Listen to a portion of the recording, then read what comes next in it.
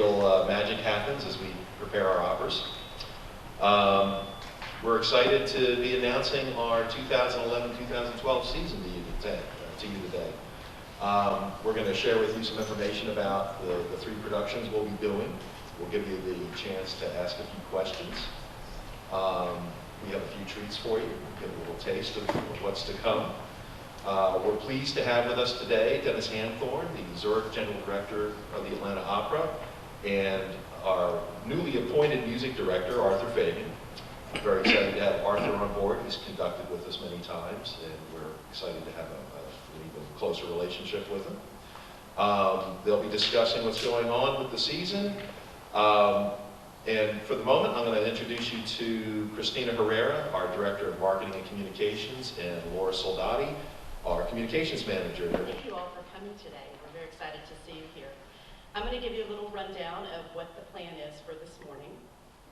Each production is going to be unveiled with great flair by one of our staff members, Dallas Duncan Franklin. The unveiling will be turning around at these posters here. Dallas designed the artwork that we will be using to market each of the productions for next season. Then Dennis and Arthur will speak briefly about each production, and they'll talk about the concept of the production and some of the stage directors, conductors, and singers that will be involved in the productions. And then, as Paul mentioned, we're going to do something a little bit special. We have 2 of our singers here today, Carrie Call and Brent Davis, and they will perform 2 of the arias, from 2 of the productions that we will have on our season. And they will be accompanied by Arthur Fagan, which is a special treat for all of us. And after the productions are unveiled, you will have the opportunity to ask some questions. Anybody here, members of the media or not. And for the members of the media, we do have discs, which will be presented to you with season materials on them. And I will be forwarding images to you later.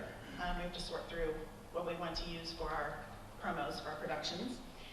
And we'll also have the same information on our website, which you can take a look at, along with promotional videos and all sorts of other fun multimedia things for you to retrieve this information and find out more.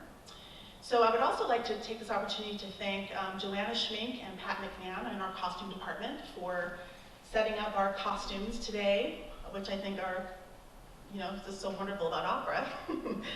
And also for the staff of the Atlanta Opera for going above and beyond to put this together today and for all of their efforts.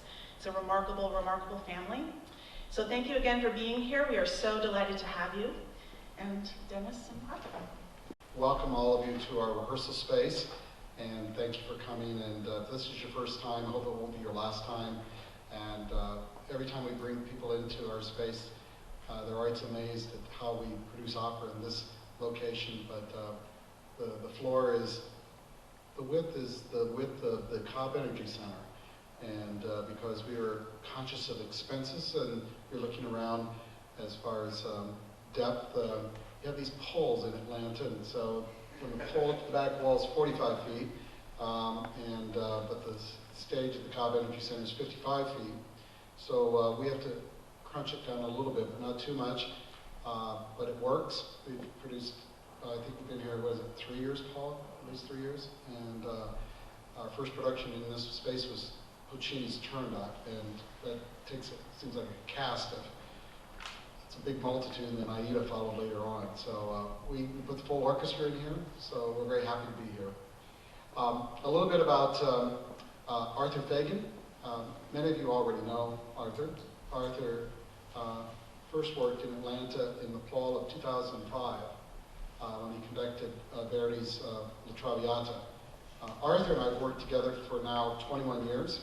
We started working together when we were 10.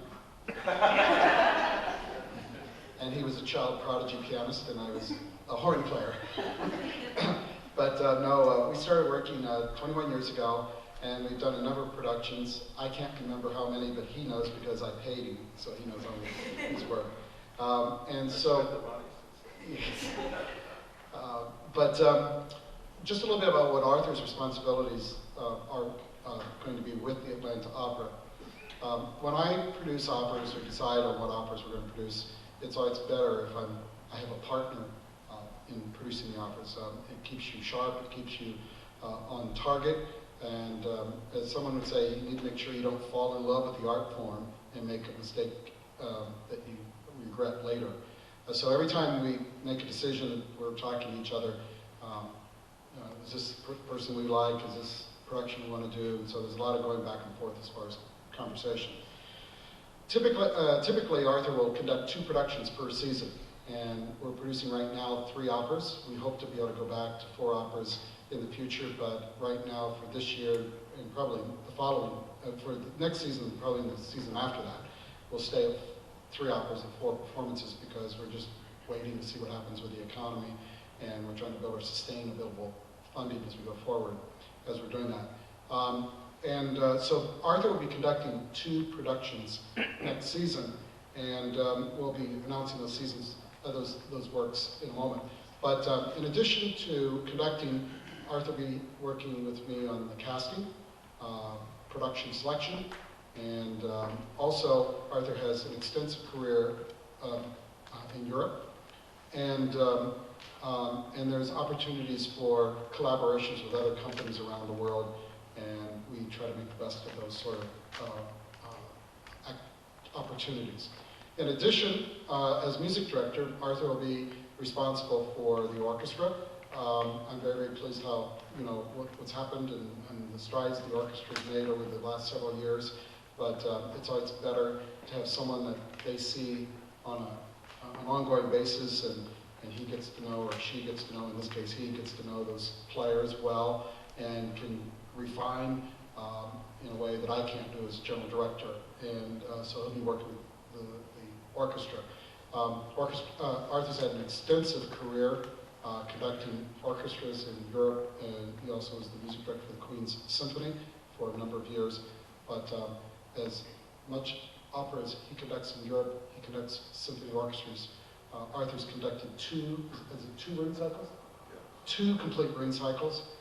And it's conducted the Meistersingers, very important works and was just in Palermo conducting the world premiere of Alice in Wonderland this last fall. So I'm very pleased to be working with Arthur and welcome him. He's a full professor at IU, Indiana University, at Jacobs School of Music, and last year when we produced The Magic Flute, that was a collaboration with the university, which we're very excited about. Hopefully we can continue those associations as we go in the coming years. But I asked Arthur to come and say a few words, but I know that you will want to join me in welcoming Arthur officially as our music director for the Atlanta Opera. Arthur Fagan.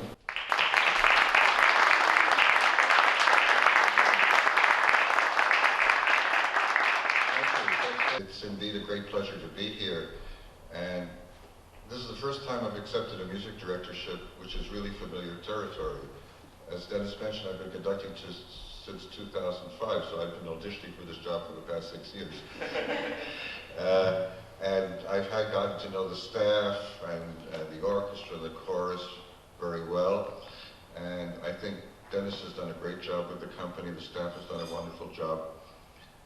What I like about working here is that the artistic level is very high, much higher than you would expect with an opera company of our budget, and also quite unusual in the opera business. There's a really wonderful, friendly working atmosphere in this company. So it's really a great pleasure to be here, and I really look forward to the forthcoming collaboration. Thanks, Dennis.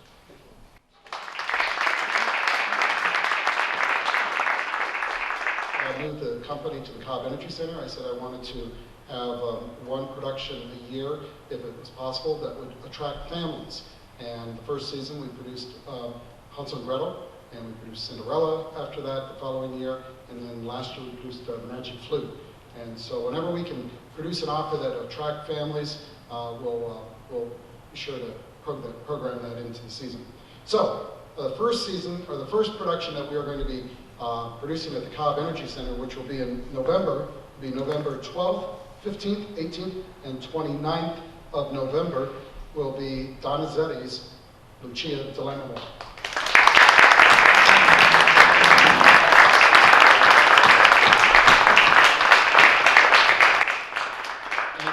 many of you, you know the story of Lucia di Lammermoor. It takes place in Scotland. It actually is representative of a real event that took place around 1669 with the Austins and the Ravenwoods, rather. But this production that we're going to be staging will be set in the 1930s, and it'll be set in America, and it'll be a little bit of the mafia version of Lucia, but it also will have the famous mad scene, which we're very excited about, and we have a wonderful cast. We have Georgia Yarma, who's going to be singing Lucia. Georgia Yarma has performed with the Atlanta Symphony, and the Atlanta Symphony just recently recorded La Boheme, and she sang the role of Musetta. We have Jonathan Boyd, who's going to be singing the role of Edgardo, and he's a wonderful American singer that has performed all over the world. And Enrico, we have Stephen Powell, who's a wonderful, wonderful baritone, and very happy to welcome him to Atlanta. Tomer Zubin is going to be directing the production. Tomer directed The Magic Flute and The Flying Dutchman. So I think we'd like to have a bit of the music from Lucia. And Arthur, I think you're going to be introducing the number, and I think it's Brent Davis is going to be singing for us. And a little bit later, you'll be hearing Carrie Call singing in the third production we'll be producing. So, Arthur, tell us about the music we're going to hear. We're going to hear the aria of Enrico, Cula Funestas Magne. Enrico is the brother of Lucia. Basically, if you want to simplify the whole thing, it's similar to a Romeo and Juliet situation. You've got two rival families. Lucia is in love with the head of the rival family, which infuriates her brother Enrico. And Enrico wants Lucia to marry Arturo, who is the head of an allied family and is very wealthy. Lucia and Enrico's family have gone bankrupt, and in order to regain their stature and their financial security, this marriage to Arturo has to take place. And it does take place with some pretty bloody consequences.